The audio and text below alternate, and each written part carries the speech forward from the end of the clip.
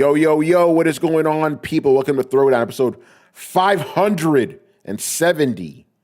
I'm your host, Tony Polanco, and tonight I'm joined by Emilio Lopez. What's up, people? How's it going? Chris Seeley. Hey, what's up, everyone? Carlos Romero. Yo, yo, yo.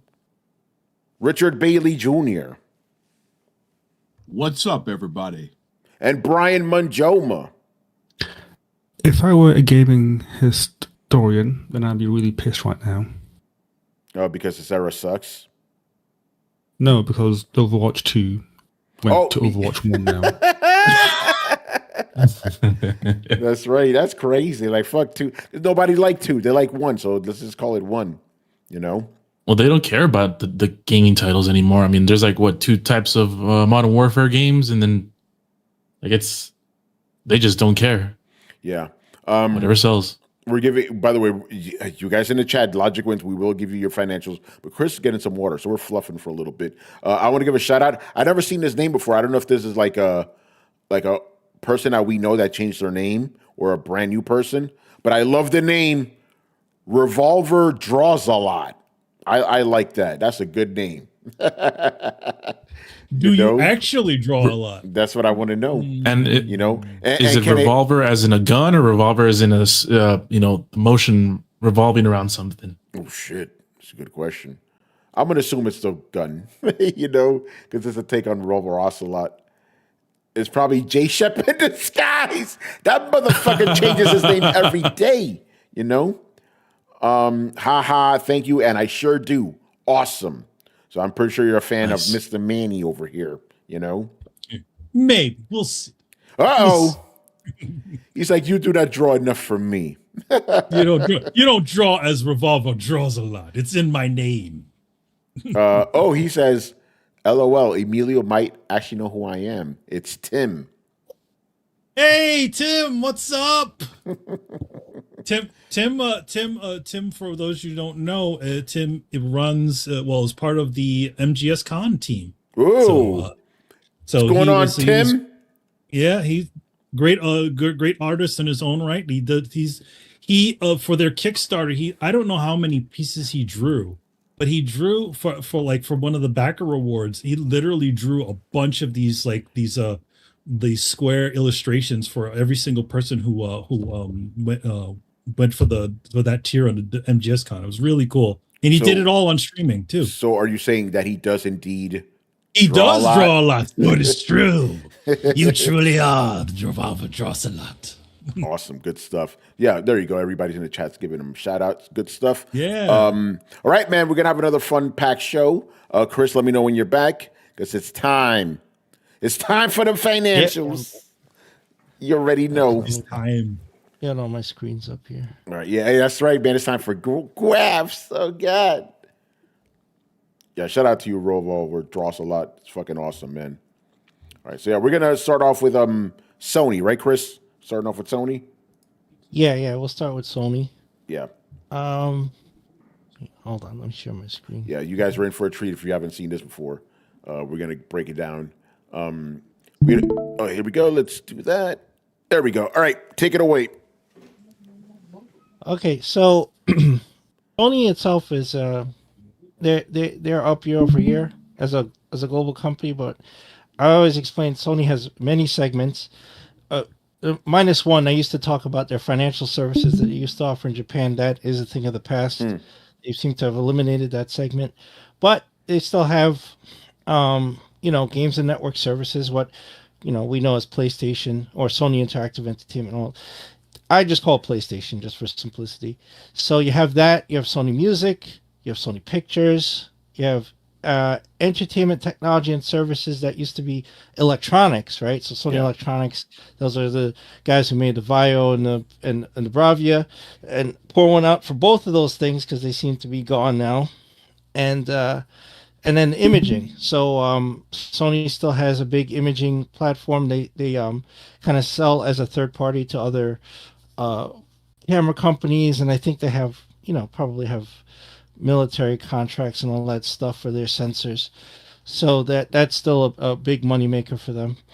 But the biggest moneymaker for the company always has the biggest share of the pie. It's always more than a third. Sometimes it's half. I've done doing the show. I've seen this their chunk of the pie go up 49%.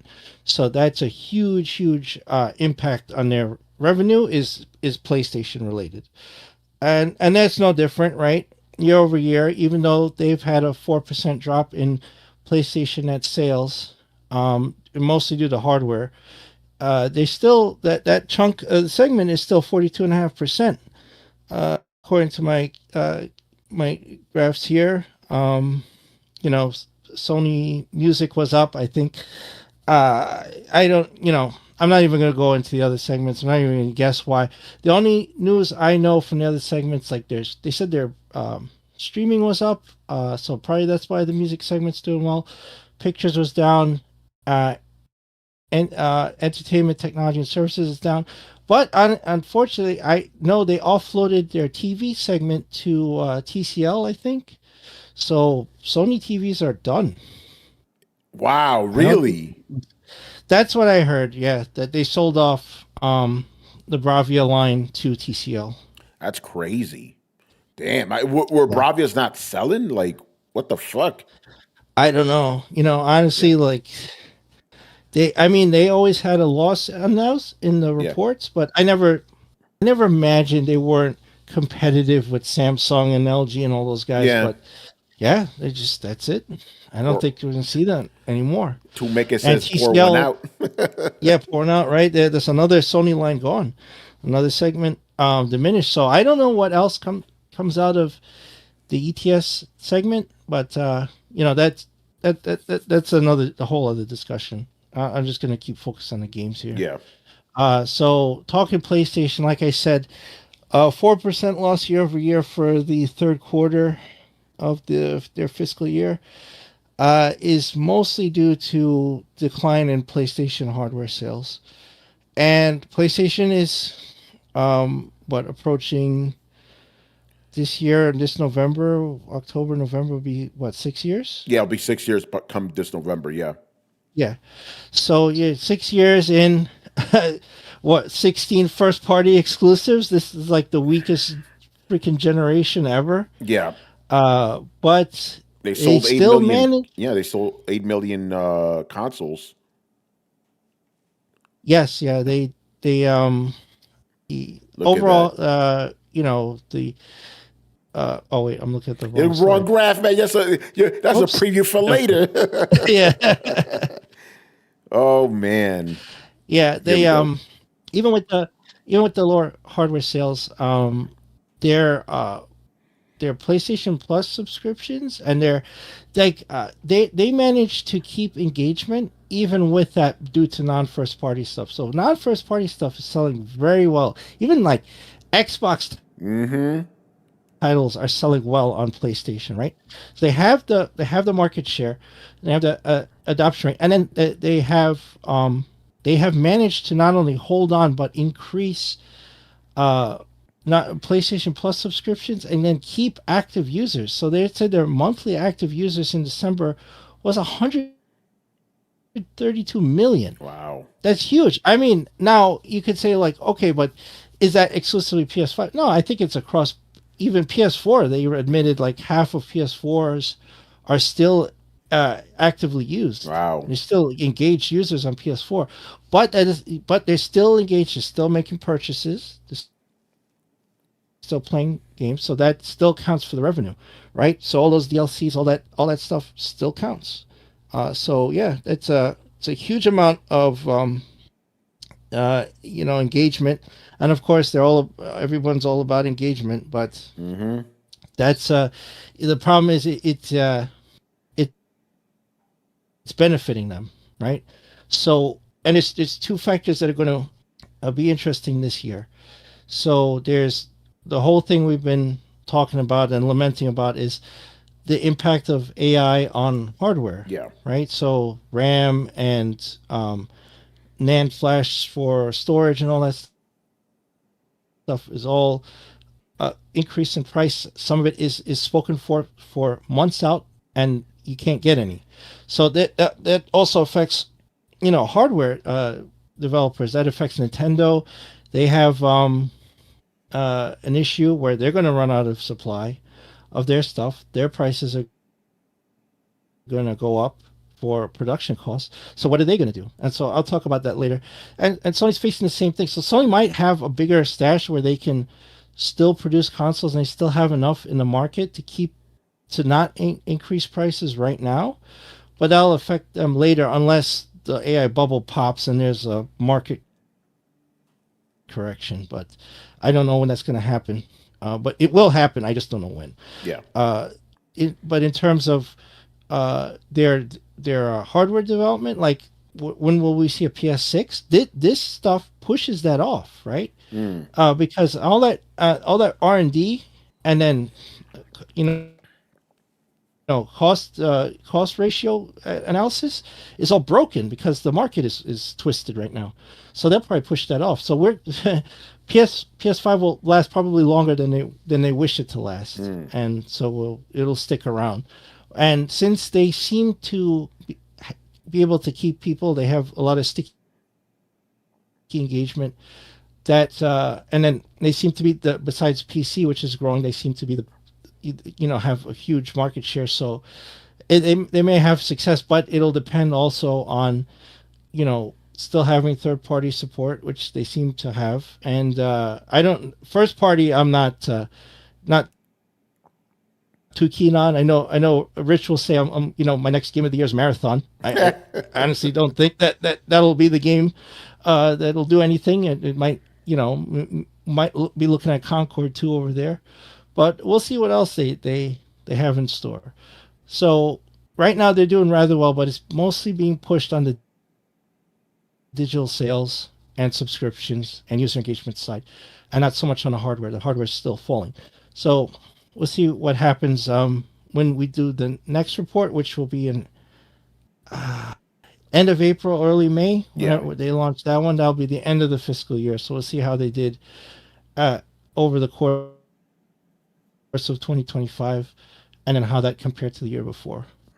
That'll be. Did they have anything here about specific game sales, like how many games, like titles, specific games sold? Let me see. The reason I bring this up is because some Sony executive, I think it was the chief financial officer, said that Ghost of Yote sold very well, but the thing is, the way she phrased it is kind of misleading, right? Because people are taking the news as like, oh, this game sold better than Ghost of Tsushima. No, she said it sold better than Ghost of Tsushima at this specific point in time, right? Didn't say overall, right. which is what these idiots online are saying, right? And again, if you are so happy with the game sales, why don't you say them? Why not just say exactly. This game sold X amount of copies? They don't say that. They just said it was a significant driver of sales or some bullshit like that. But they don't go into the details. Yeah, when they have to when they have to use flowery language to describe to promote the title, like if they start narrowing the range and go, oh well, during the first 30 days it sold like 66% more than the previous one, right? When they start doing that, you're like, well, that's suspicious, right? Well, A, you didn't give me a specific number, and B, like Ghost of Tsushima's been out for a while, so why don't you tell me the total sales, and why don't you compare a bigger swath of time, like 90 days, or Yeah. Once they start narrowing it down and it just gets very specific and weird, then you know that they're rolling up a lie to make it look nicer. Yeah. Let me. Ghost of Yote probably. Yeah. Selling well. No. I don't have the specific numbers in this summary though. Okay, but I want to read this quote real quick, and then I'll let you go on. So this is what with this her name is Lin Tao. This is what she had to say. In the studio business, Ghost of Yote, a tentpole title we released in October, exceeded the sales of the previous title in the same period of time and significantly contributed to the financial results of the quarter.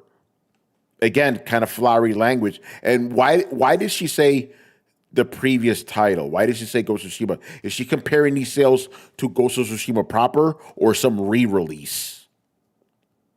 Right?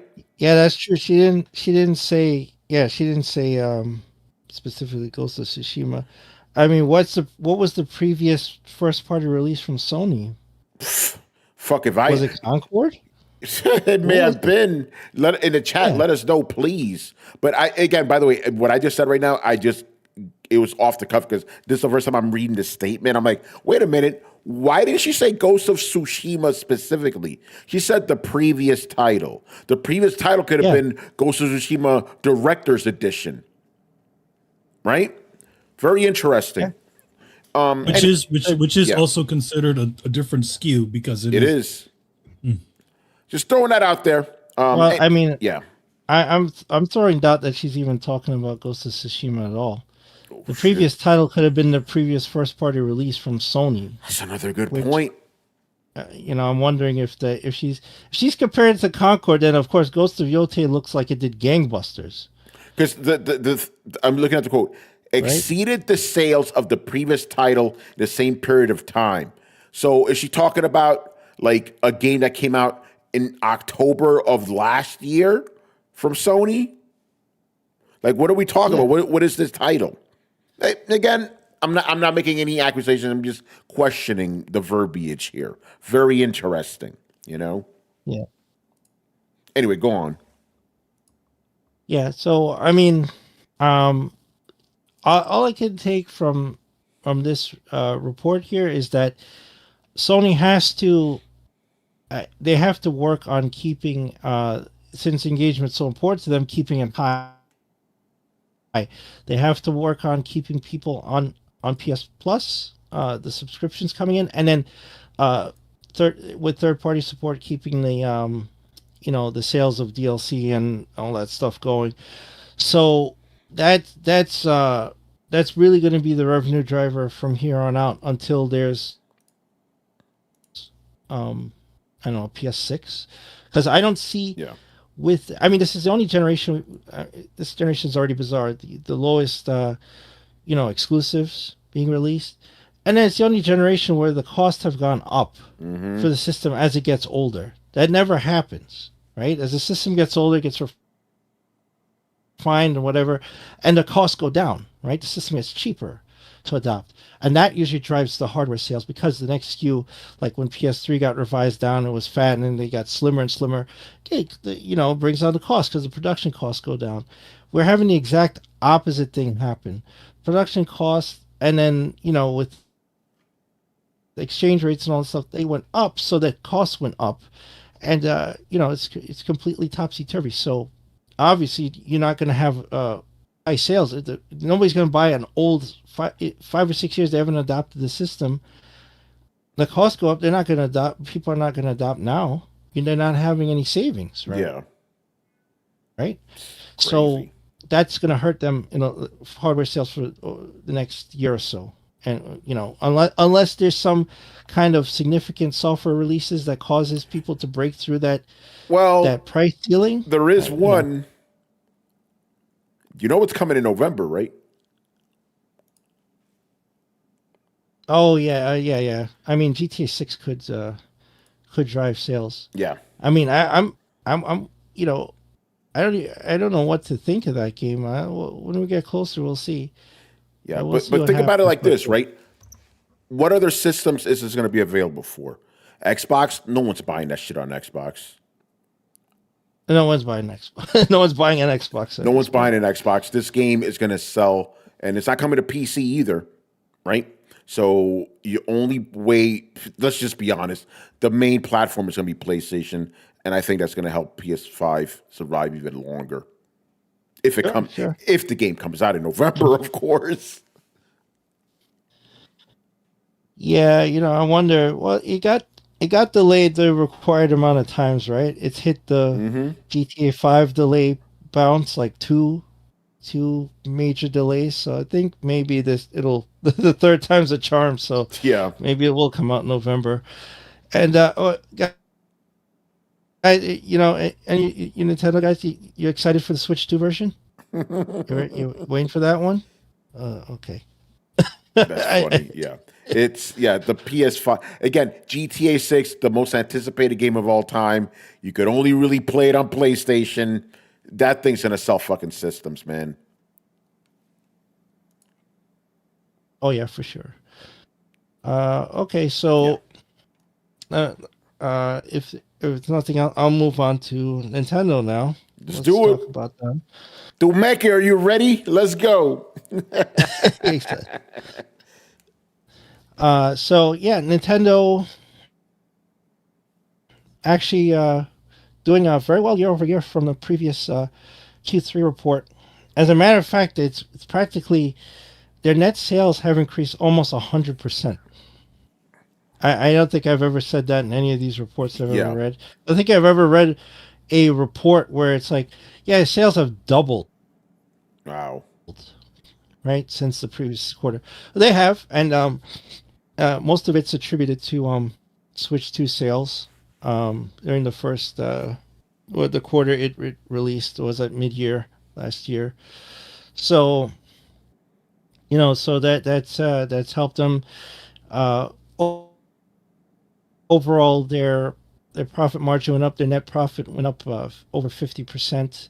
Let me do this in U.S. dollars. So the previous Q3 report, ignore the labels. It's 2025 and 2026. I didn't change the labels. So the net sales previous year was 6.43 billion for the same period last year. It's now 12.82 billion US dollars. So that's the 99.4% increase in net sales, and that's huge, right? I never seen that happen before, but they launched this system, and it had early good adoption. I don't know where it's at now. I would love to see. I'll save judgment for the fiscal year report, and then I'm curious to see Q1 this year. That will be in the summer of how it's doing overall. I want to see the hardware if it dropped off. I'm thinking it has, and they've been very quiet, so we'll see. But the launch was very good for them. It outpaced the Switch over the same period of time, so that's pretty impressive. Let's see. Let me go back to their breakdown here. So far, they said they sold 17.37 million units of Switch 2. The Switch sales have dropped precipitously. That's obvious. If there's a new system out, the old system sales are going to drop. It's a value system now. And, the price of the Switch 2 is rather high, so you probably have volume purchase, and then there's still cross-platform games. Even Metroid Prime 4 and Pokemon Legends was cross-platform, so you could still play it on the old system. They said they had about 38 million units of software sold for the Switch 2, but this report comes with a caveat. At the same time this report launched, their stock dropped about 11%, and their stock has been going down. So, interestingly, that drop, a lot of people pointed to the fact that Metroid Prime 4 is not on this report, and it's not highlighted here. That's right, yeah. It's not, yeah. So, what's weird is if you look at this report, this looks like a last-minute edit. You notice these tiles here on the side? Yeah. So this promotes the big sellers for the Switch 2. But do you see one of these tiles? Doesn't look like one of the others? Yeah. This one here. What is that? This is Pokemon Legends D-Day, the new one. This is the Switch version. Oh, sneaky. This is the Switch 2 version. Yeah, you see that? You notice how all of these are Switch 2. Switch 2 for Donkey Kong Bonanza. Switch 2 for Pokemon Legends Z to A, and then all of a sudden there's a Switch 1 version of Pokemon Legends Z to A. Wow. I'm like, that's weird. Also, you can tell it's last minute because they forgot to include the logo bar here. Yeah, that's right. So I'm thinking that Metroid Prime 4 was supposed to be highlighted on this report, and they pulled it off. And they probably pulled it off because it did not hit 1 million. I don't think it was close in terms of numbers. So maybe it hit 1 million across both Switch and Switch 2. Maybe. Yeah. But it didn't hit 1 million on either. So Damn, that's they don't crazy. include anything that tells under 1 million on the reports. So they had to put something else in here, and they don't have a. Okay, so the other interesting, they don't have another 1 million seller that's exclusive to the Switch 2, because the Switch 2 only has a few exclusives: Mario Kart World, Donkey Kong Bonanza, and then what else did they launch that was exclusive? Nothing yet, nothing else yet. So let us know. That was the problem. Yeah, I don't know. That's crazy. Yeah, so that that has investors a little worried. I think that's where the sell-off was happening, because even though the hardware sales initially out the gate are very good, and I said this, early adoption is always going to be, fan adoption. The FOMO guys, the whales, those guys are going to get in first, right? They want the system, they're going to have it. And it sold really well. The Switch has sold over 155 million units in its lifetime so far, right? So you're going to have big adoption out the gate. But to keep up that pace is all going to be on the software. And Nintendo leans heavily on themselves. Like, they do have third-party support for some things. Yes, they're going to even get Resident Evil and, a bunch of other games this year.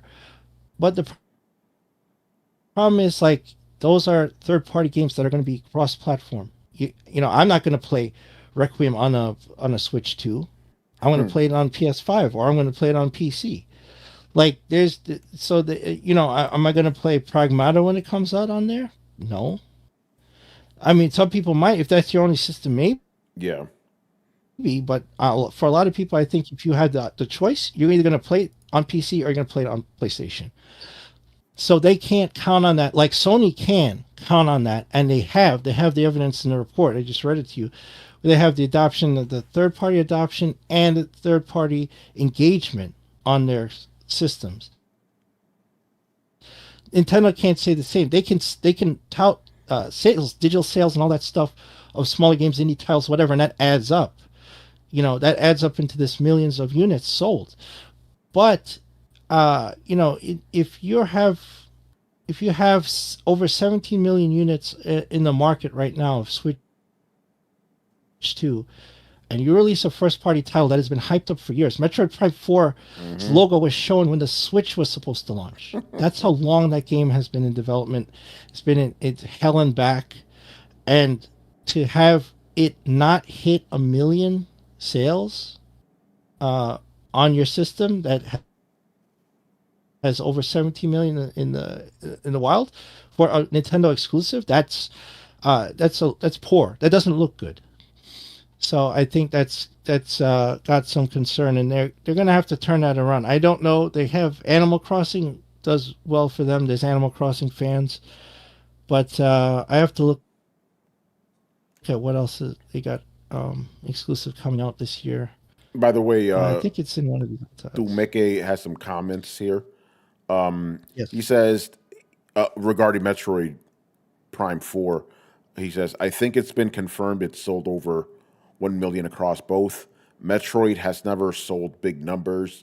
Dread is the biggest seller at 3 million. Prime Remake only sold 1.5 million.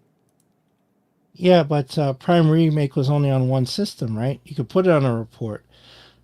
Dread sold 3 million. You could put that on a report, right? Yeah. You can't put across two systems over 1 million. You can't do that. That's why they took it off. That's why this report is kind of, last minute edit putting up the previous gen version of Pokemon Legends as a tile to pump up the numbers, right? Because it doesn't look good. Yes, right. So that's why this looks like this. And they even if they had put Metroid Prime 4 and put the 1 million number, you can't do that. They'd have to add 2 tiles to tell you the exact number on both systems. And if it's sold 500,000 or less on Switch 2, that would look even worse. That's why they didn't show it.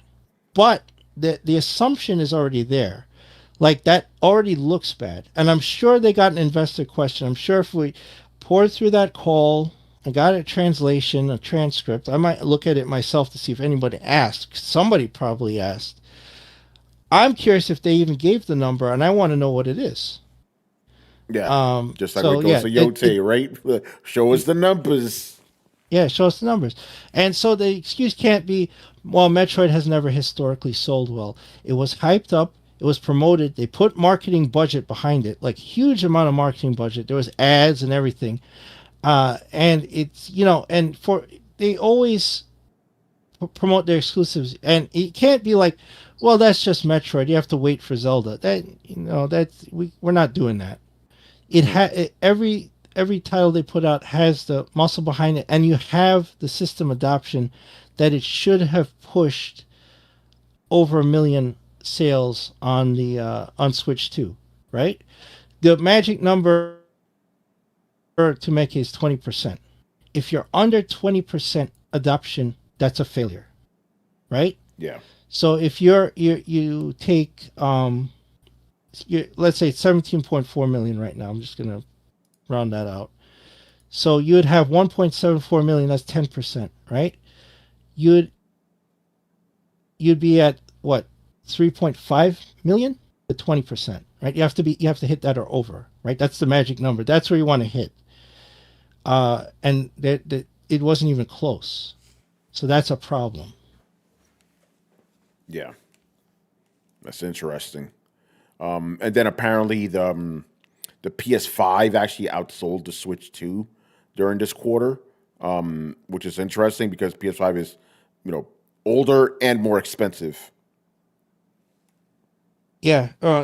So that's it. So I had said this when we had talked about the last report. I said after early adoption, the sales it's gonna dip because after early adoption, without the software to push it, the sales are going to go down. And the fact that Sony's already on a downswing, the last 2 or 3 reports I've done, they always say they're taking a loss on hardware. Hardware sales are down. Hardware sales are down. Right? But PlayStation 5 has sold so well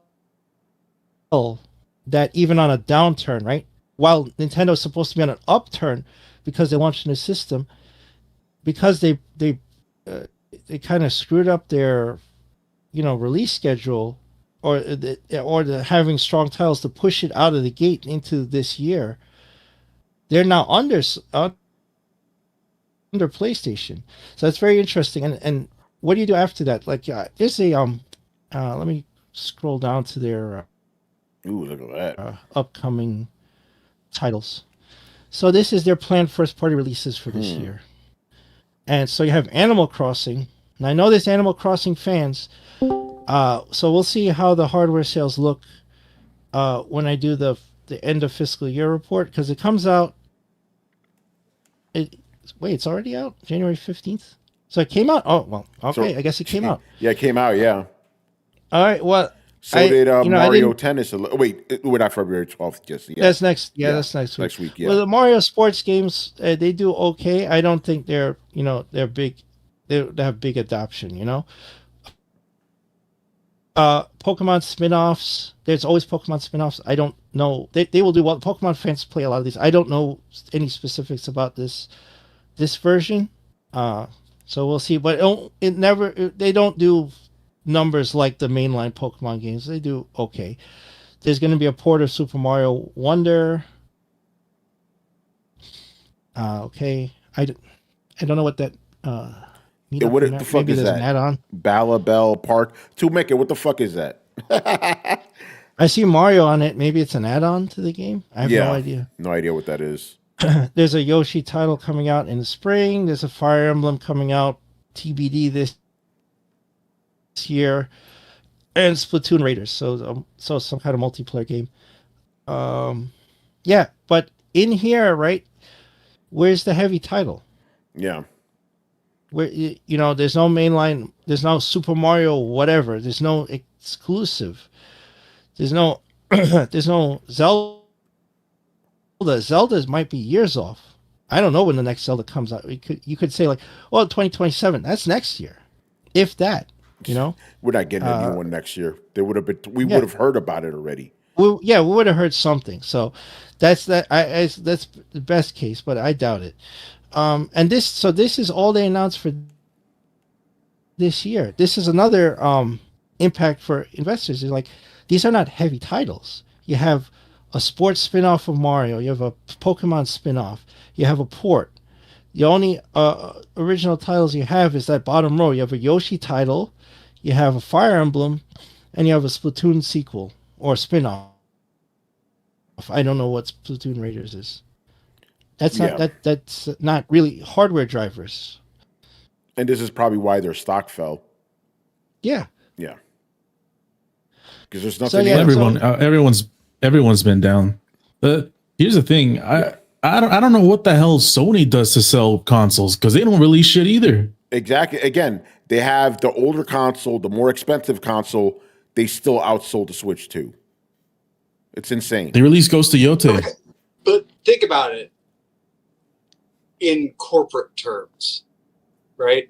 If they don't do anything, they can't fuck up the lead.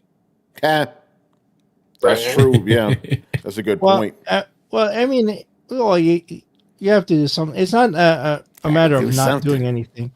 They have the market share, and they have the systems in the wild. Like before Brett read the numbers, they hit 132 million active monthly users on PlayStation Plus in December. That's huge, right? For the total sales of PS5 to have on across PS4 and PS5, I think that's where the number comes from. But you have that many active users, and you have all those digital sales going on through that. That's huge, right? So, and if people are playing their games on PS5, especially people coming over from Xbox, now there's Xbox releases on PS5, that people are just going to purchase PS5, right? Play with your friends or whatever. So they still have, even though the sales are weak, they still have sales, but they have high adoption. They have high digital sales. And so that's something that Nintendo can't seem to overcome right now because their planned title releases are pretty weak. I'm just going to be honest. It's true. You look at this chart, and you tell me what on there is heavy. What of these might hit over 1 million besides Animal Crossing? I couldn't tell you. Maybe Fire Emblem. Yeah, Splatoon will do over 1 million. But it's still TBD. It doesn't even have a 2026 on it. They just says planned title release. Gotta have something. Yeah. Gotta have something. See, even through Mecha, Gotta have something. Nintendo's gonna. Yeah, he says it's weak. Yeah, he says it's weak. It's weak. Wait. Oh, Tomeke agree with me? Yeah, I agree. Yeah.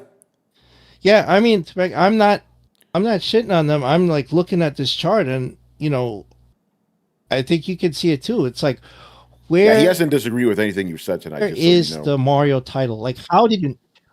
Okay, I mean, good. I'm not being mean. I'm just, this is. I'm just reading the numbers and interpreting what is happening here, and it's like you look at this chart, and it's like, man, these releases are pretty weak, and they're going to have to put a big spend against all of this to try to push it out the door. And if you don't have the ROI coming back from, I don't know, pushing Mario Tennis Fever or Pokemon Pokopia or whatever the hell that is, you know what?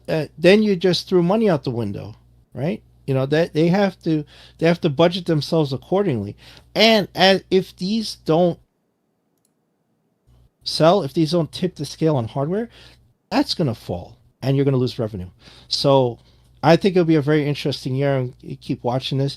I'm very, very curious if I can find out if one of the investors got an answer on how Metroid Prime 4 did, because I'm very curious. Yeah, for sure. Yeah, interesting stuff. He goes, seriously, hope they have some surprises for Zelda and Pokemon anniversaries, but you can never bank on them with anything. Yeah, it's true. I think okay, wait a minute. They had an anniversary on here somewhere. This is what they have for the Super Mario Brothers 40th anniversary initiatives. I know the movie's coming out, but I don't know if they planned that for the anniversary or not. If that's what you get, some amiibos. They put out a storybook, and they're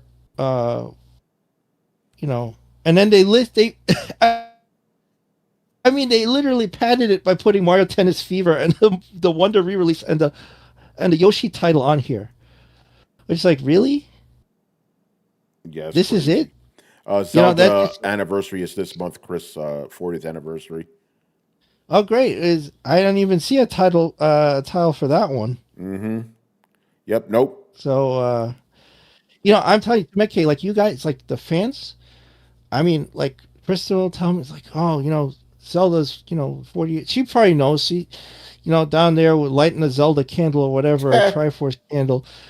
Yo, you guys care way more than they do. Where's the shit? Where's the stuff? Where's the merch? Where's the shirts? Where's the celebration? Nothing. That's sad. That's kind of sad. Like all they look at these IPs, I swear, all they see is dollar signs now. Yeah. And they don't give a shit about the fans, and that's really sad. It's crazy. All right. Anything else about Nintendo? Oh yeah, that's all I got. I'm gonna try to look in. I haven't had time. I'm gonna try to look for the transcript, and if I could talk about it on Sunday, I will. Yeah. But what I'm really looking forward to, I was looking forward to the fiscal year report, and that. So in April, I'll do a bigger breakdown. Look forward to that one. Good stuff. All right, man. That was amazing as always. Thank you for that. Good stuff. Let's close this out. All right, let's continue. Got a couple of stories here. So, we've been talking about how, consoles, because we've been hearing the rumors like consoles may get delayed. But I did say that I still think Xbox will be the first one out of the gate. And it seems that AMD may have kind of confirmed this. So AMD came out and they said that the next Xbox could be released in 2027, which would align with the 7-year timeline that we've had for consoles for 2 generations now. So let me read this real quick. Shout out to Tom's Hardware for this report.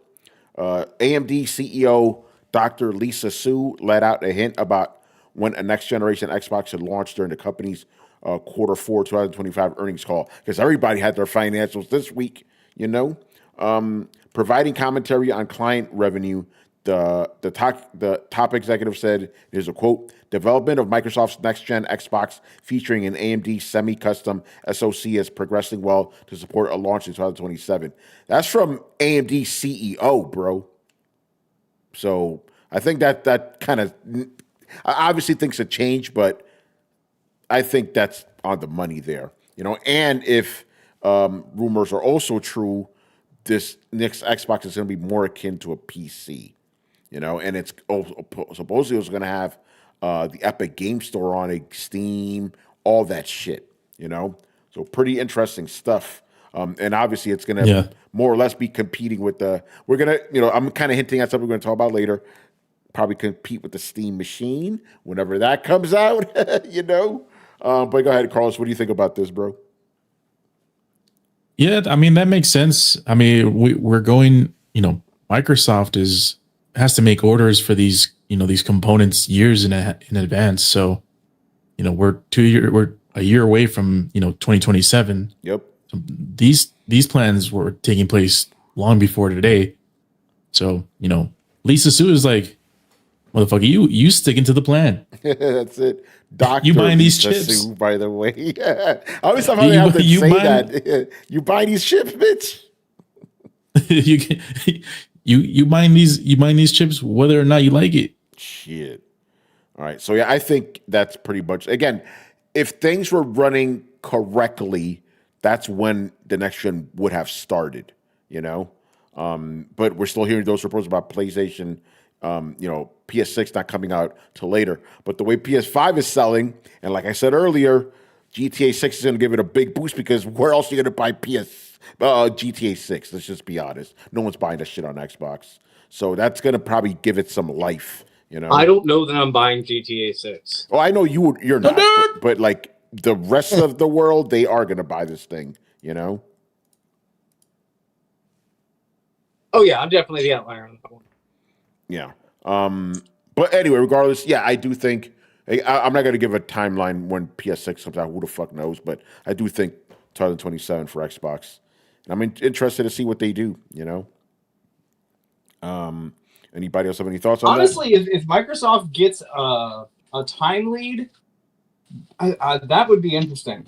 Because, like, I know you say that, but that is the only time where Microsoft has had a leg up on Sony. And that? Xbox 360 came out a year before PS3. And what's that?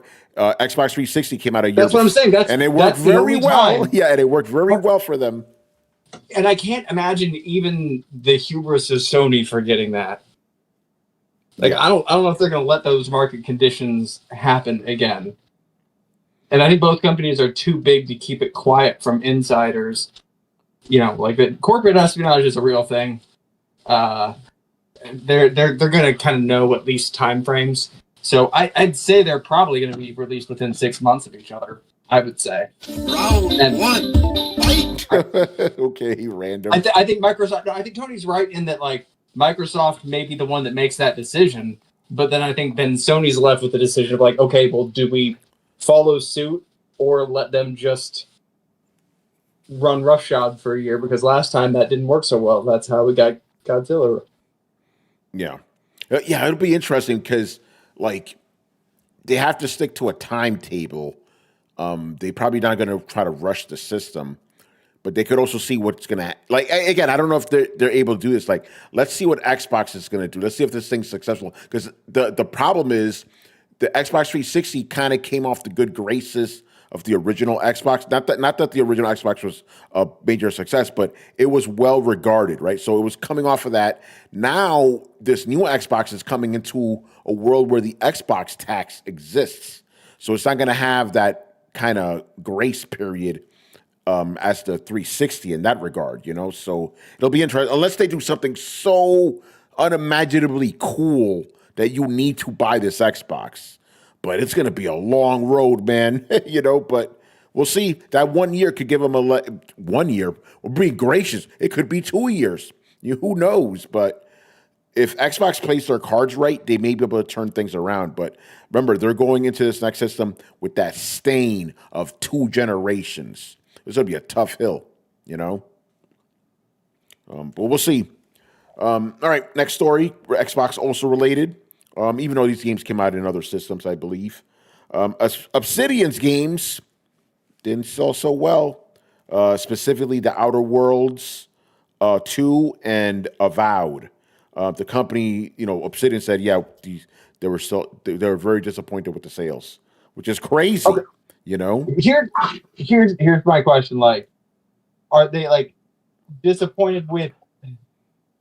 How do I put this? Are they disappointed with the overall metrics of the game? Sales, or just sales, with sales, the actual sales? They're disappointed with So, the like, sales. If you're talking just raw sales, you need to know that Game Pass is taking a bite into that shit. Like, that, the inherent problem with Game Pass is that it's like working for the man, right? Like, he makes $1, I make a dime, kind of deal. Like, it's they're kind of taking that risk. I'm trying to think of how to put it. Hold on, I have a lot of stuff going on around me. I'll be back in 1 second. All right. Okay. But yeah, again, this is coming from Obsidian themselves saying this, that they were disappointed. I'll read this quote. I can't pronounce this motherfucker's name.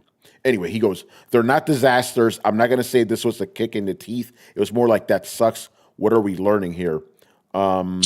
The disappointing sales of these 2 semi-open world RPGs have the guy here saying, quote, a lot about how much we put into the games, how much we spent on them, how long they take, because they took like 6 years each.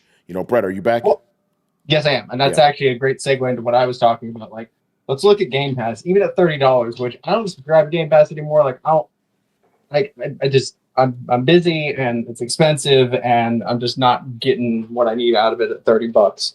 I think a lot of people are in that issue or in that place. So let me ask you, like, for games that are running $70 to $80,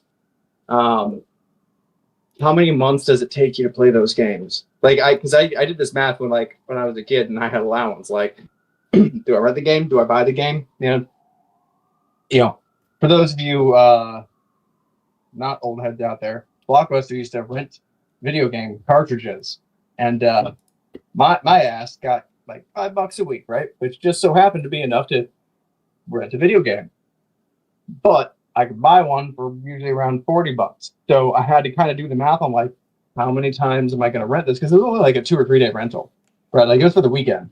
It's like, how many weekends do I want this, or do I want to play this before the kind of value turns upside down? And then I have to factor in like, even if I bought a $40 game, right? Like I could roll up to GameStop and get $20 for it, right? So there's an inherent $20 loss of value, which means if I'm going to rent that game more than 3 times, then I am losing money.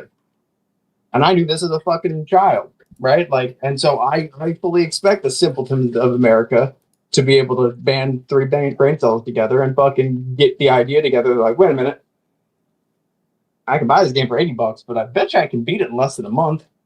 I think most people can beat a game in less than a month, especially if they're like kind of focusing on it. So at this point, Microsoft's whole sales pitch is what? Let's hope they forget they have a subscription. Yeah. And you know, with everybody penny pinching right now, like no, nobody's forgetting they have subscriptions. Everybody knows exactly what like they still are subscribing, even if they like I still have Adobe and I still wrestle with it because every time I'm like, I'm done with it, I kind of end up fucking needing it and it pisses me off. So hopefully you guys can't hear me because I'm in the background too much. But I think most people are very aware and they kind of manage. Like, I don't think people have 4 streaming services anymore. They cycle between 4 streaming services, maybe. Like they'll watch everything on Netflix and then they'll jump to another one. Like I know myself, like I kind of got caught in a bit of a trap because I'm like, man, I want to watch One Piece.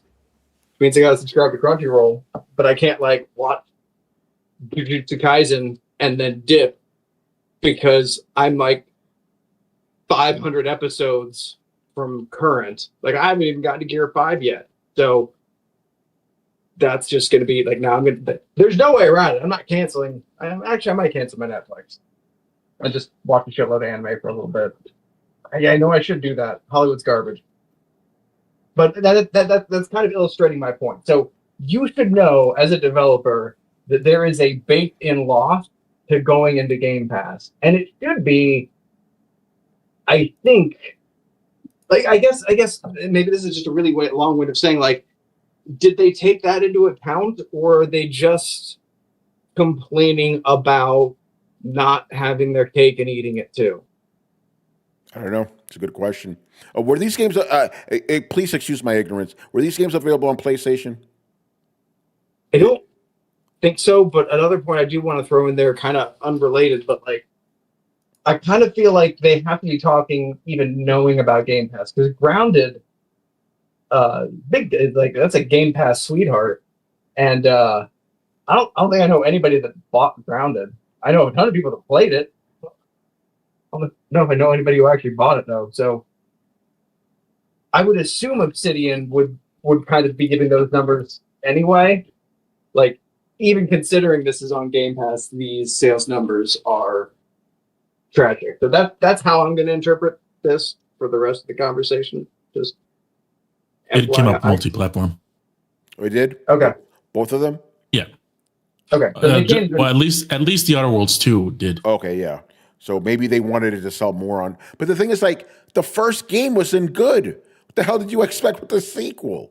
You know? I mean, here's the thing. Like, it's all about framing and context. And I've learned this more and more in my adult life.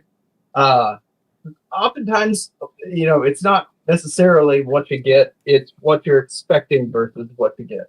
So when you frame yourself as being like, hey, we're the guys that made New Vegas, and we're going to make a sci-fi Fallout type game, and then you deliver Outer World, like you set the bar so high.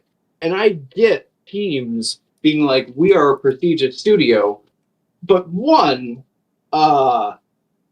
ship a Theseus, man. Like, I don't know how many of you are even the original team that won that award, so you guys trumpeting it around like it's some fucking idol means dick all to me. And two, a lot of people can't catch lightning in a bottle twice, so I'm not really sure that matters anyway. Yeah, well, there was no lightning in the first place. You know? What do you mean?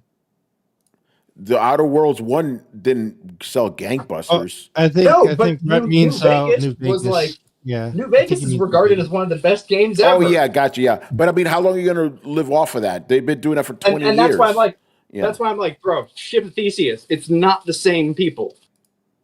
Yeah, Yeah. I mean, this is like the Rocksteady argument. It's like you guys are not the guys who made the Arkham games, Mhm. right?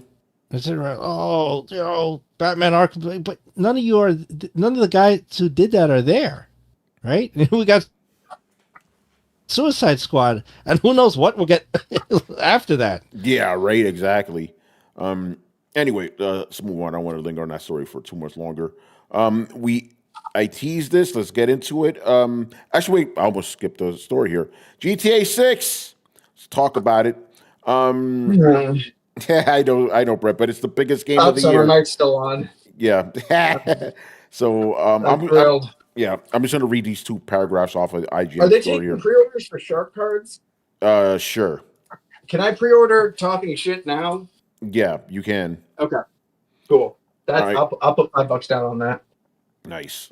All right, so GTA 6 marketing will kick off this summer as Take-Two confidently reaffirms November release date. Grand Theft Auto 6 is November 19th.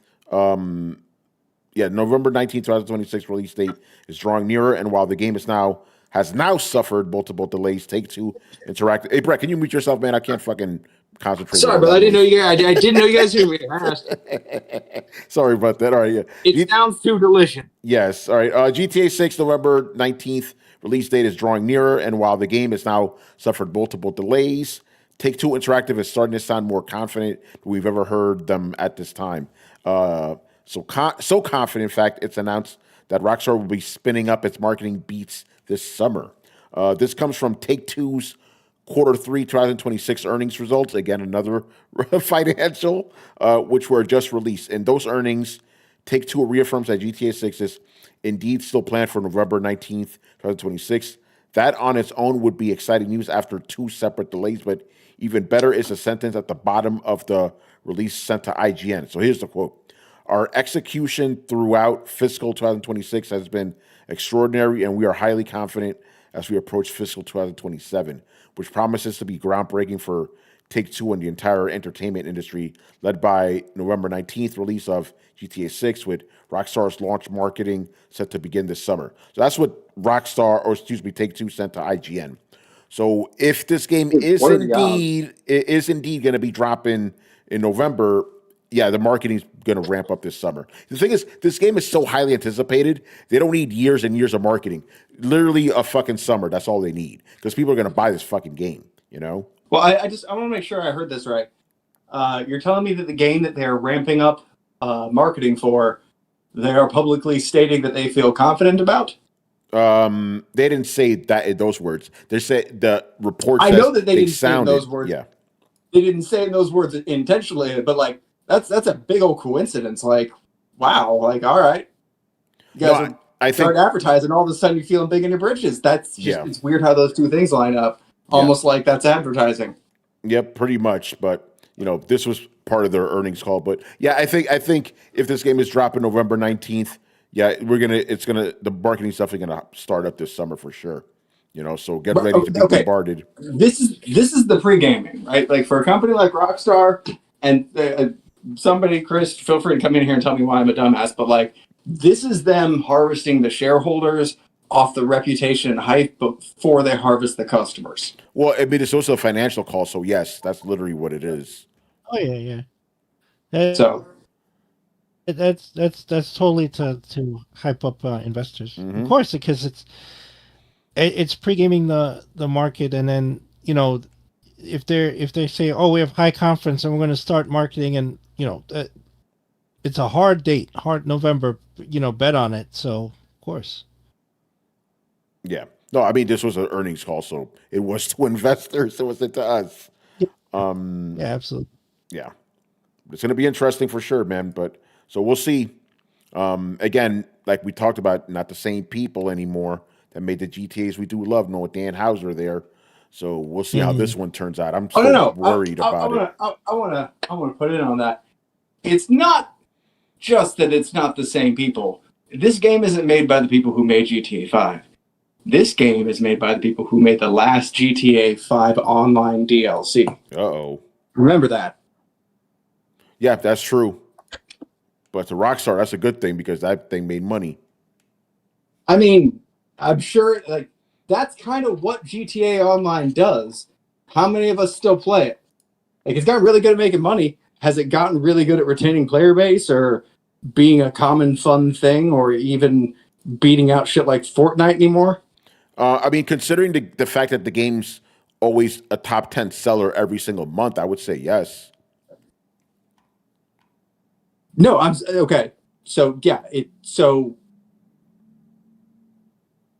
you just answer my question as to whether it's fun and you're still playing it with it makes money? No, whether I'm playing it or not is irrelevant. You're asking in a broader sense, right? No, I'm saying that I've seen a distinct shift in priorities, and that shift in priorities, the pride cometh before the fall, and I've seen so many companies fucking do that.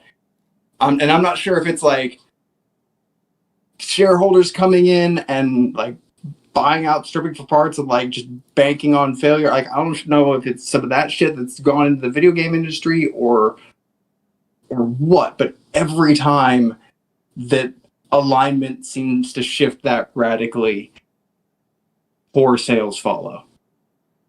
All right, but again, remember, this game has been a top 10 seller for 13 years, every single month. So when is that fall going to happen? I mean, okay, so there's a lot about baked-in player base, sunk cost fallacy, things like that. There's the same reasons that they haven't wanted to roll over GTA Online are the same ones that I talk about now, because you're going to have inevitable player fall off, right? Like, they didn't. It's the same reason, like, by that logic, Red Dead Online should be killing it, but it's not. They can't necessarily do GTA Online again. They can make it again. Hold on, Brett. I'm sorry. You're confusing me. Are you talking about GTA 5's success right now, or what this will happen with GTA 6? I'm confused. It seems like you're conflating two different things here.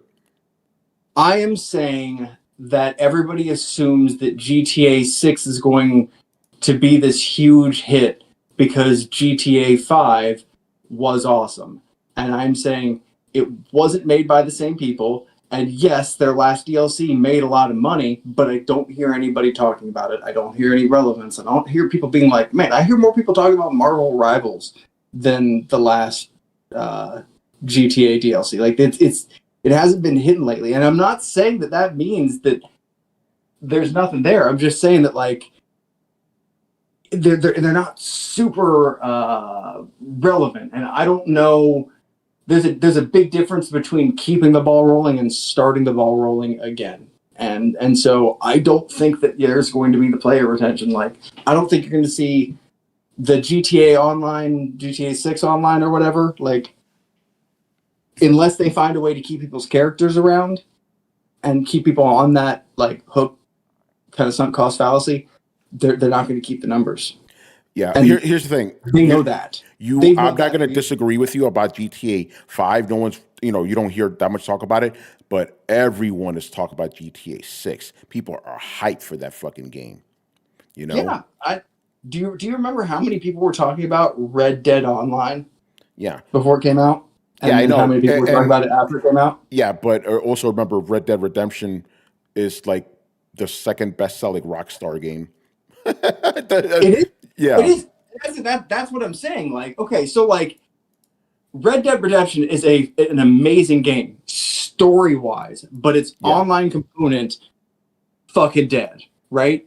GTA 5, also amazing story, but nobody remembers it, and it's basically just been living off of its online mode. Okay? Yeah, that's true. Is this something that Rockstar intended, or is this just an inconsistency that they're not able to keep up? Well, we don't know, because they are keeping it up because the game's selling well every single month. So they're obviously keeping it up. I mean, I feel like if they could do a GTA Online again, then Red Dead Online would be popping. Yeah. And I think that's the reason that we've seen them push it off so long, is they've been milking the shit out of the shark cards because they themselves are not confident that they can capture the player base and lightning in a bottle to generate this sort of cash generation machine again. Yeah. No, I don't disagree with that, but I do think GTA 6 will sell a lot of fucking copies in the first few months. It'll still be a heavy hitter. Yeah. It'll still be a heavy hitter. But the retention, I think that's where you're coming at it from. That's what's going to be interesting to me. You know, we all know it's going to sell 50 billion copies initially. How long will it keep selling, though? That's the real question. I don't think it's going to climb high enough to keep its crown. I think the handoff is where you're going to see it lose its crown to fucking Fortnite or some shit. Or some other shit that's coming up. But yeah, I'm telling you, like it's gonna slip and something's gonna be there, and then there is like a baked-in player base is such a huge deal. It's kind of this weird Ouroboros, like, and it's been happening ever since World of Warcraft days, but I don't know what the answer to there's a game everybody's playing. Do you want to play it too, or do you want to play just a more niche game with a smaller player base? Like, most of the time, people are going to go where their friends are. Yeah. Go ahead. I got an opinion on that one. I would tend to agree with Brett on sort of the retention aspect of it, but not for the same reasons he is. And here's the thing: GTA 6 is following up the greatest, the most hyped, the best-selling game, the best-selling piece of medium of all time. Yeah. So the only way to go there is down. If you think that GTA 6's success is going to surpass GTA 5, you're smoking that good crack, because it's tough to follow that one up. It's like saying Avatar 4 is going to do better than Avatar 1. and the second thing is, and this is the biggest disadvantage for GTA 6 is that GTA 5 online is still online. Mm-hmm. So you're going to have a huge chunk of people that are still going to be playing GTA 5 online because Rockstar's not shutting down those servers. They've been playing. They're keeping that shit going. Yeah, they're not. Yep, because they got a lot invested in it. Because you mentioned the shark cards, people have played that for a decade plus now. So some people just won't leave, and they're competing against each other. So that's some of the disadvantages that GTA 6 comes with when it comes to comparing itself with GTA 5. Go ahead. All the discussion is great. I would just say wait and let's see how the first few months of GTA 6 does. And there'll be signs if it's not doing well. I mean, one thing, and Tony called this out earlier, is if there's very flowery marketing speak for numbers and engagement and all that stuff, right? That's the first sign. The second sign is what they do with GTA 5 online, right? If they're confident in GTA 6 and they can somehow bridge the two systems, and then maybe your stuff carries over or something, because at some point they're going to want to sunset GTA Online as it exists now. But how gracefully they do it depends on how well GTA 6 does. If it's doing well, they'll wait a good long while to sunset GTA 5. And if it's not doing well, they'll sunset that thing real fast. Yeah, right, to try to push people over. So those are the signs. Or they'll bust an Overwatch and get rid of the number. You know. All right. Good what stuff. Number? I don't know what you're talking about. What you're talking about. It's all been Overwatch. I wonder if they're gonna do that with Destiny, right? the fucking number. Off. No. Oh man. All right. We got 2 more segments here. You know we got to do it. One of your favorite segments, people. The weekly Ubisoft L. We got 3 for this week. First one here is that the Ubisoft union representatives are calling for the resignation of CEO Yves Guillemot. They're tired of this man. Remember, they wouldn't let him into the offices. Like, nope, you ain't getting in here, bitch. Mutiny, you know? So he says 2 Ubisoft union representatives have warned that it will be impossible for company management to rebuild trust with employees while long-serving CEO Yves Guillemot remains in power. So that's pretty funny. I wonder how long he'll be there. Another one here is, and I'm kind of rattling this off because I don't want the show to go on. Oh, what the fuck is this shit? Insider Gaming. What's going on here? All right, I guess I can't read the story because I got a stupid, like, oh, you want to read the rest of our story? Disabled ad blocker. I'm not doing that for you guys. So basically, the employee, there was an employee that called out Ubisoft.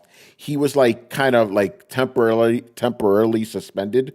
He was just flat out fired now, which is not good. You can't talk about Fight Club. Yeah, you can. Oh man! And then the last story here, which is also from Insider Gaming, I can't read. There was like a town hall, and then chaos erupted. Like, yo, this company is just disintegrating, man. Every week, there's no. That's why we have a segment called Ubisoft Ls, because it never ends, man. All right, here's the thing I want to talk about. Game of the year. Rich told me this in confidence that this is going to be his game of the year.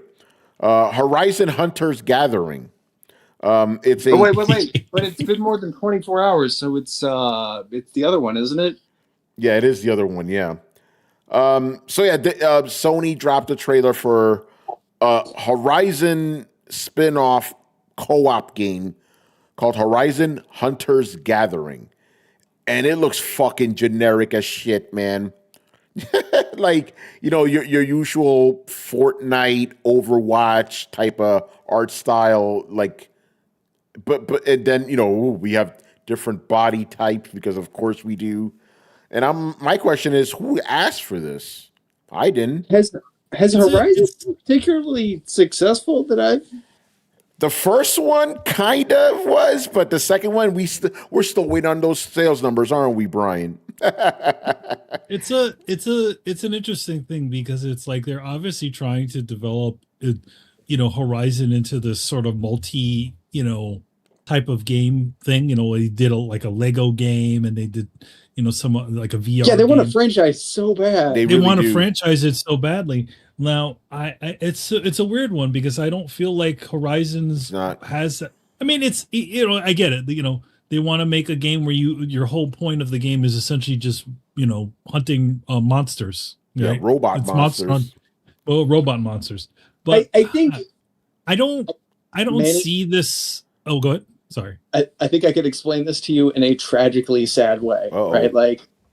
Like talking to an artist, like if somebody in a suit in an elevator is like, yeah, but check it, bro. We own the rights to robot dinosaurs. You can't lose. And imagine a crypto bro saying that, like selling you on a project, and like immediately, because I was like, no, and then immediately I'm like, oh yeah, there's just some fucking suit that's like robot dinosaurs. Like we own that idea now as long as we keep this patent. And that's just fucking, bro. That's like Cowboys and Aliens, right? Like it's pure gold. It's bound to kick off eventually. We're holding a lottery ticket. And I swear to God, I think that's the problem. I'm done. It's a weird pivot for Horizon in general, and I'm sure that's part of the reason why they decided to do it in a different style. Well, but also the fact that it seems like these sorts of hero-y type of games seem to fall into that crack of like everything needs to start to look like Marvel Rivals. Mm-hmm. You know what I mean? Yeah, but I don't personally. I like the way the styling looks, but I feel like it also is it's starting to become a bit of a stereotype at this point. Oh hey, look, we have this. We have a game that sort of looks like Arcane. Like, how many games do look like? Game, League of Legends. How many games do we need that are essentially these sorts of hero shootery type of games that are all sort of falling into that same sort of stylistic universe?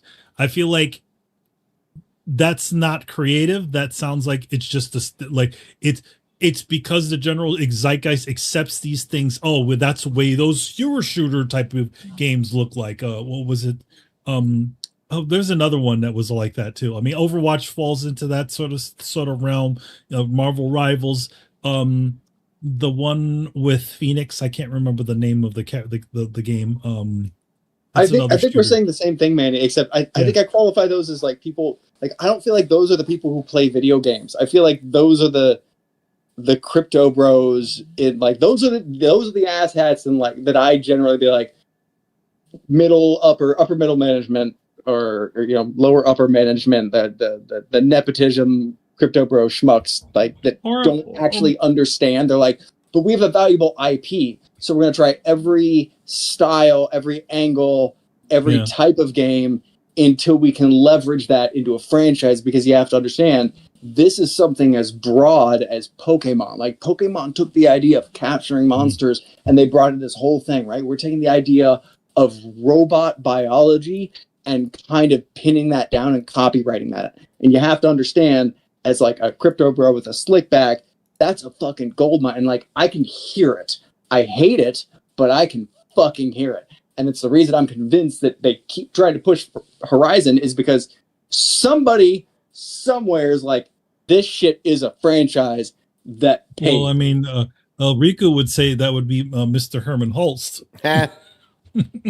Oh, I mean, maybe I don't know enough about. I mean, he is the head. He is after the head of the at least that the games division of PlayStation. He's a co-CEO. He's the co-CEO. Yeah, and his studio obviously created Horizon. So, and now he's in charge of Sony. Yeah. Yeah, so I could see what, I don't want to say that there is nepotism or essentially favoritism, but there kind of is.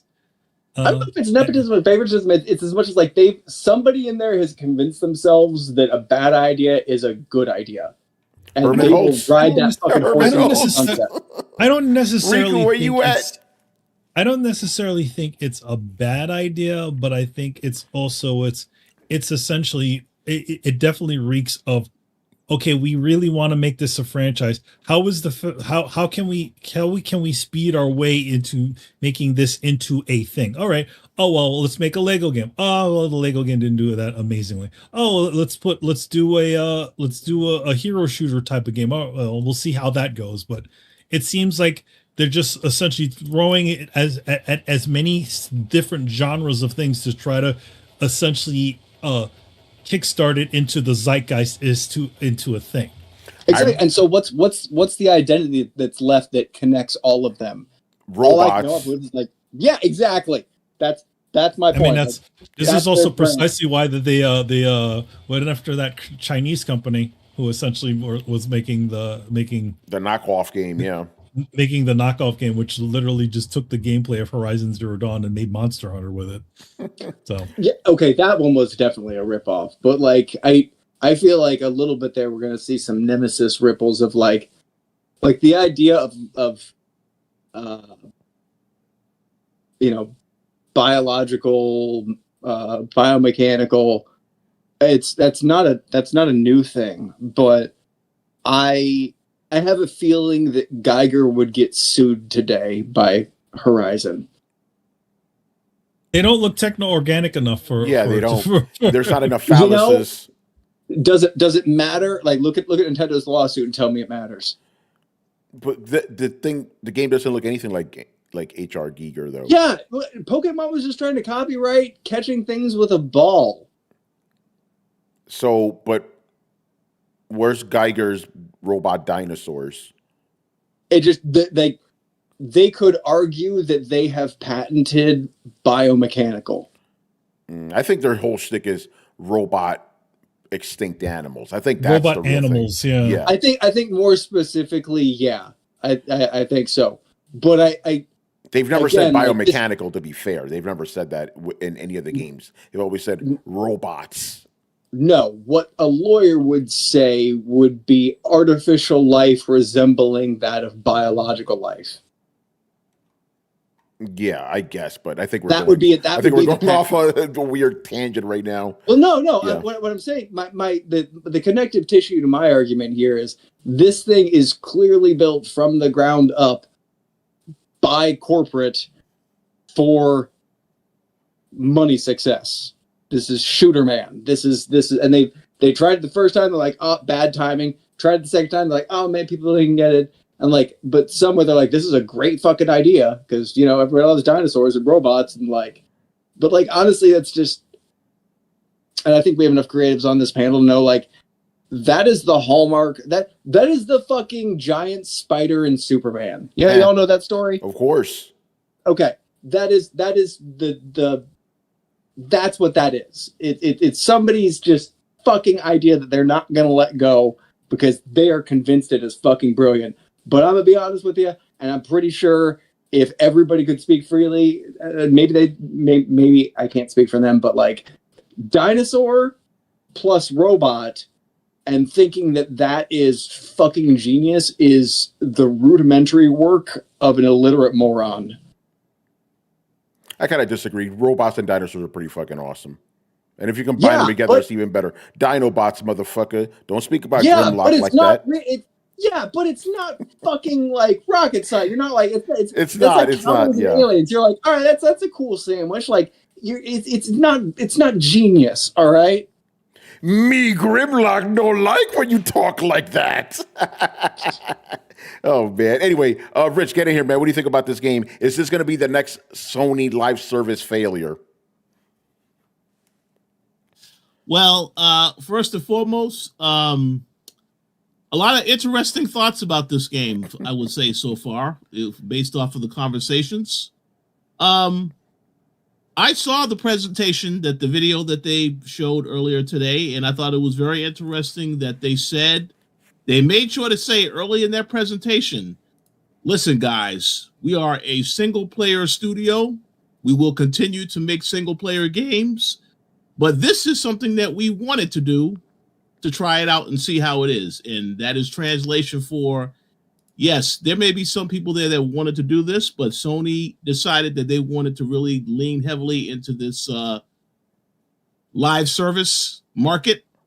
So this is the latest people to make a game. So to answer your question, Tony, I definitely am not interested in the game. I do want to play Horizon 3. I think that's the game that everybody is waiting on. After playing 2, they want to just let's see what happens from here. But for this game here, I saw enough to say no, thank you. I think I'll pass on this.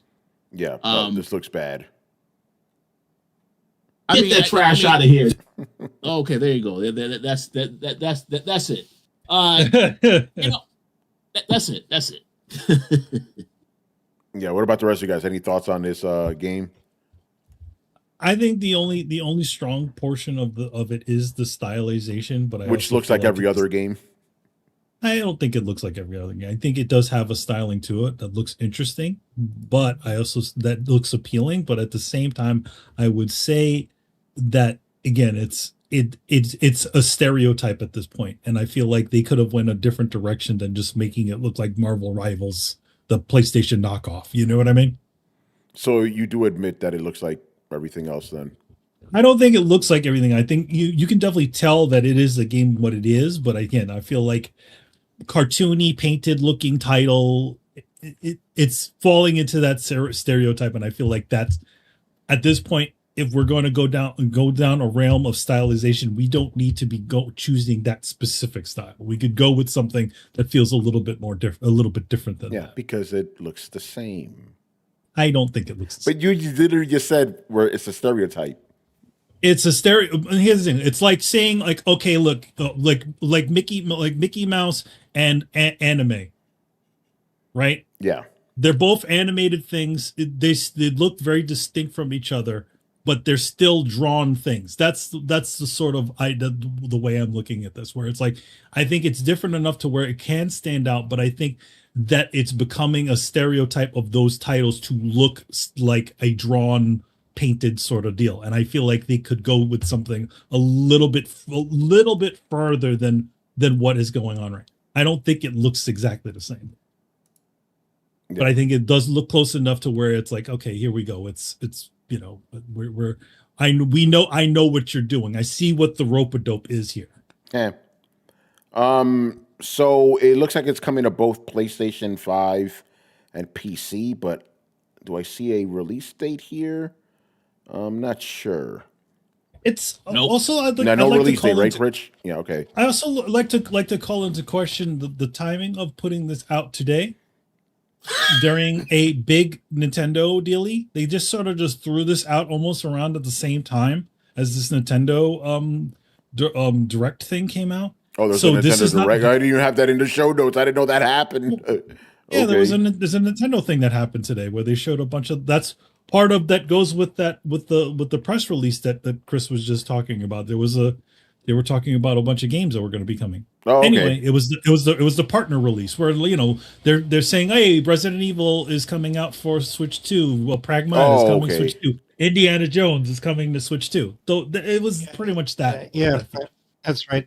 That slide was just the summary of the partner showcase. Oh, okay, gotcha. I was like, partners, what the fuck? Yeah, it was just a partner showcase. But hey, Manny, let's see how Indiana Jones runs on that fucking Switch. What I mean, I hope they did. You see how much they're putting on the actual cart? It's like 59 megabytes, 59 gigabytes of things. So I'm like, did they actually fucking bother to optimize the goddamn game now? Because have you guys realize how much fucking space Indiana Jones and the Great Circle takes up on a PlayStation? That's crazy. It takes almost 300 gigs. Yeah. Wow. It's a poor. Wow. It is a poorly. I mean, it was like it's 140 something gigs plus some. It gets it really close into the 200 to 300 range. I'm like, you guys poorly optimized this fucking game. Hopefully they managed to fix it out and they roll a patch out for the old ones. Yeah, so the old ones, so they don't do it. I had so many issues running that DLC. It's bad. Anyway. Don't get me started on that. Hopefully it runs good for you Switch people. There you go. All right, so yeah, there you go. Horizon. I don't like this name, Hunter's Gathering. Just I don't know. It doesn't roll off the tongue. It sounds like a term that's used in a Souls game. It sounds like we're talking about Bloodborne. Yeah, Hunter's Gathering. Yeah, I don't know. Well, it's a play on hunter gatherers. So. I guess. Yeah, I guess. Yeah. All right, but we'll see. It's still crummy, but either way. You hype, Carlos? You hype? Yeah, he's hyped. Jump in. Not as hyped as Rich. I hear. Because he said after he puts in his 10,000 hours in High Guard, this is gonna be next. Okay, so there will be. No, I'm not excited. Yeah, no one cares. No chance in hell. It says it's going to be a closed beta or closed playtest on through the PlayStation beta program on PS5 and PC. We'll see. We'll see how this. Well, that's a better start than High Guard. Yeah, right. Damn it. High Guard didn't get that. Yeah, Brian, what's your thoughts on this shit, bro? I actually like the art style because I'm strangely getting sick and tired of this photorealism nonsense that 98% of games have these days. I mean, you can take like all the Woo games and line them up side by side, and then ask any guy on the street and say, "Are these all the same game or different?" And I'm sure that most people say, "Oh yeah, the same game, looks the same." So at least it looks different. So props for that. I honestly don't care about the game and how it works. Like the second that they said that they have this roguelike element, I'm like, cool. Close this tab down and forget that even existed. So that's what I'm at. It would have been kind of cool if they actually did make Monster Hunter for it. Where, in other words, you take that same idea as Monster Hunter, instead of getting parts for, like, let's say, you're getting parts of robots to make armor as opposed to like scales and all the other stuff. It literally sort of writes itself, but maybe Capcom be like, no. Yeah, it's a little too much. That's us. You can't do that. That is a cool idea, Capcom, though. Not Nintendo. Yeah, that's right. Maybe Capcom just wants to cut. We're like, hey, you guys are doing, just give us the money. That's interesting. Yeah. All right, man. Anything else you guys want to add about this? All right, gonna take that as a no. So let's start wrapping it up. It's in the game. It's in the game. Yeah. No EA news though. Rich, what's coming up on the coalition this week, man? Very busy time right now. with game releases left and right. I'm working on multiple things. Some stuff that I've already mentioned on this show, some other stuff that I can't really talk about yet, but stay tuned to the coalition.com as well as the Coalition Gaming. And a shout out to our very good friend, Mr. Adam Vale, the TV Terminal. Stay tuned because he's going to also be covering a couple other shows and reviewing some other games. So, yes, stay tuned. Good stuff. Manny, you got anything? I have become the visual aid god. The visual aid, yeah. You already know. So, yes, Blood and Thunder number 10 is going to be coming out real soon. Covered by Carl Randolph and myself. I wish that this looks like pixel. Oh, there we go. Oh, there we go. It got better. There we go. Go ahead. So yes, Blood and Thunder number 10 coming out real soon. So that's covered by Kari and myself. So this will be the we did about six covers for this. This is the sixth code. So yeah, that's coming out real soon. So yeah. Also, there's also number 8 and 9. So just look for those. We are usually what cover we are. Oh, they don't have us. We're usually cover B. So if you're interested in this, it's a series written by Robert Kirkman and artwork by EJ, who used to do Tech Jacket. So good stuff. It's out now. And also, I'm going to keep talking about it until it comes out. TMNT Battle Nexus number 5, which is supposed to be coming out in March, which I am talking about it in February. Again, covered by Kari, Randolph, and myself. We are doing TMNT 2003 side, and the other side of the image, which is a jam piece, is done by the director of TMNT 2012. So big old battle between there. And if you've been paying attention to the internet, and people have been posting shots of the books and stuff like that to show all the different turtles all hanging out each other and fighting each other and doing all kinds of fun stuff. So yeah, that's going to be out soon, and the series running right now. So check it out if you're a big old Turtles fan, because it's got every bit of Turtles inside, every iteration of Turtles you could possibly think of, except for Next Mutation, because nobody likes that. Okay.